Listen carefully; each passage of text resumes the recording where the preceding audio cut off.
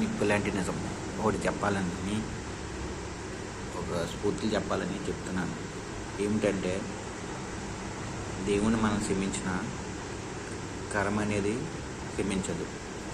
కర్మ మన నీడలాగానే వెంటాడుతుంది.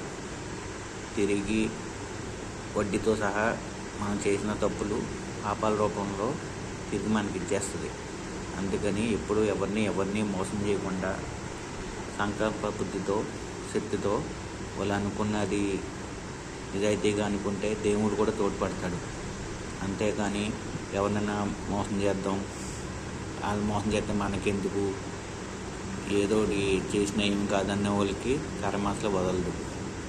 ఇది ప్రతి ఒక్కళ్ళు గమనించుకుని వాళ్ళ జీవితంలో వాళ్ళకున్న ఇదిలో వాళ్ళ సంపద, వాళ్ళ కుటుంబాన్ని బాగా చూసుకుంటా ఒకవేళ మోసం చేద్దామనే ఇదిలో అసలు ఉండొద్దు. అది ఉన్న నెక్స్ట్ మీట్ వచ్చిన ఆలోచన వచ్చిన మీటే మనం అరే ఎందుకు వాళ్ళు మోసం చేసామనే బాధ ఒక్కరోజు మళ్ళీ తిరిగి వాళ్ళకే వచ్చేస్తుంది.